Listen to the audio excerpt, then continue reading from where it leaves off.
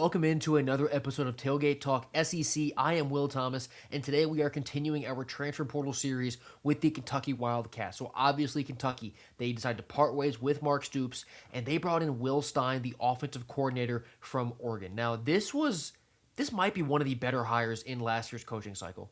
Obviously we have this track record of some coordinators in recent history moving up to power head coaching jobs and having it really work out. I'm looking at guys like Dan Lanning, even though he hadn't won yet, obviously, but like Kirby Smart, a guy like Sarkisian, Ryan Day, just really elite head coaches who are at the top of the sport who were coordinators for the longest time. Will Stein coming from Oregon to Kentucky, I think you could get a pretty similar, cause and effect here because, sure, it's Kentucky, so I'm not saying they're going to be, playoff bound this year or SEC contending this year, but the energy is different.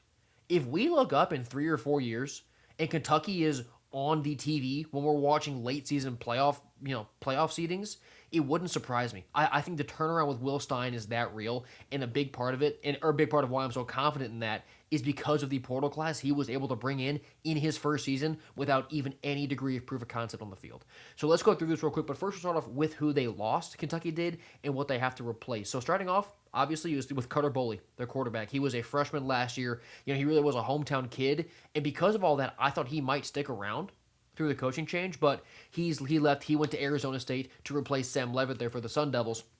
So they lose the young, really good-looking quarterback in Cutter Boley, but we'll get to how he addressed that in a minute here. They also lost Cam Dooley in the secondary. That is Dante Dowdell, that picture. I'll talk about him real quick. Dante Dowdell, he had over 100 carries last year, over 500 yards, and 3 scores. He's a really consistent, strong runner. He's at Georgia now, and I don't have the Cam Dooley picture because I'm bad at my job. But Cam Dooley, he was a safety. He's transferred. He went to Florida. He had 20 solo tackles last year, a forced fumble, and a pick. He's a pretty young guy. So he was a younger piece who I think has a pretty high ceiling. So Will Stein will have to deal with replacing him. But let's go to the big fish that Will Stein did bring in the portal, starting off defensively with Tavion Wallace at linebacker. He is an elite linebacker prospect. He has incredible measurables coming over from Arkansas, and he was only a freshman. So if you look at his ESPN stats, look at his box scores, you're not going to see very much.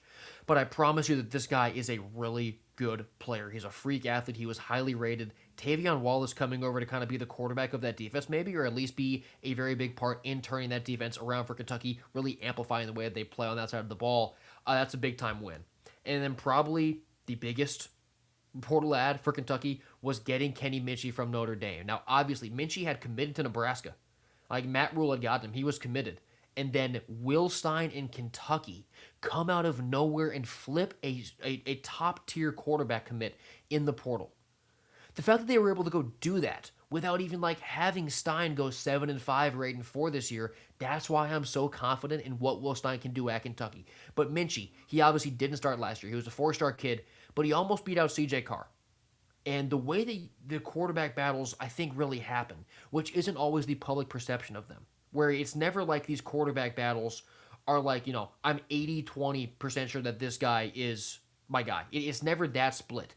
It's like way closer to 55-45 because day to day, different guys will have better days in practice. You go to Alabama right now. Austin Mack was having the better practices a week and a half ago, and then Keelan Russell dominated A-Day. You go to Florida, Aaron Philo, it's been better for a while. Tramel Jones had the better spring game. So these things are really always 50-50. And if you remember that Notre Dame quarterback battle last year, it went on for a really long time. And then C.J. Carr was incredible. So Kenny Minchey is not very far behind C.J. Carr. That's what that tells me. So you have effectively a C.J. Carr caliber player who had a year to sit back, learn from CJ, keep developing. Now you get Will Stein calling your offense. I'm very high on what Kenny Minchey can do. And also in part because Will Stein brought over Lance Hurd, a big offensive tackle from Tennessee. He's a very veteran offensive line piece, and if you go to what Tennessee teams had, his teammates, coaches had to say about him, I mean, they loved him over there. He was kind of, the quarterback of that offensive line. So he was a very big piece in Knoxville, and now they've got him in Lexington. Another weapon for Minchey here is C.J. Baxter, a running back from Texas. He was a 5-star kid a few years ago, and he just hasn't been healthy for the longest time. It's been a crowded Texas running back room as well. He has an unbelievably high ceiling, though.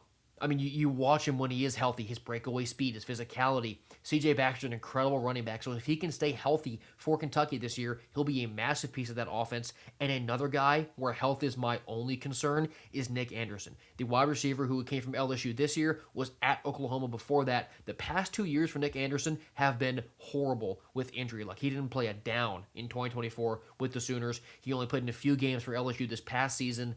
But he, in 2023, as a freshman with the Sooners, when he was healthy, he had 800 yards and 10 scores. He had that dagger against Texas in the Red River Shootout. He's an incredible player when he's healthy. So CJ Baxter and Nick Anderson, people are kind of forgetting about them because they haven't been playing a whole lot of football.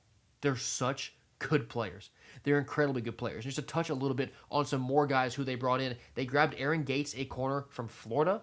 Defensively, they got Ahmad Bro from LSU. They grabbed Jamorian Harkless from Purdue. They got Jordan Castell, a safety from Florida, and Jesse Anderson, another safety from Pitt. So they brought in 30 guys overall in the portal, did Will Stein.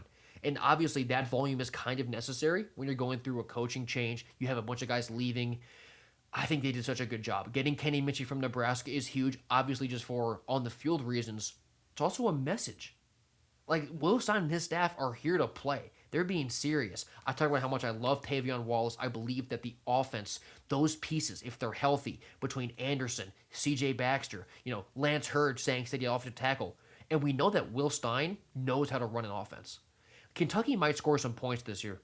Folks, they really might. I think that's Will Stein did an incredible job in the portal. This Kentucky team, you're not going to be able to sleep on them at all this fall. So that's it for the Kentucky portal class. Oh, I'm not halfway through yet, but we're making some good damage through the SEC transfer portal classes going alphabetically. LSU is up next, which I'm already exhausted doing that. The numbers is incredible. But Kentucky, I think, did an incredible job. And if you want to see your team, if I haven't gotten to them yet, subscribe to me here. Follow me on Twitter. I will be doing college football, SEC football previews all summer long. Thank you so much for watching this episode of Tailgate Talk SEC. I've been Will Thomas, and I will see you next time.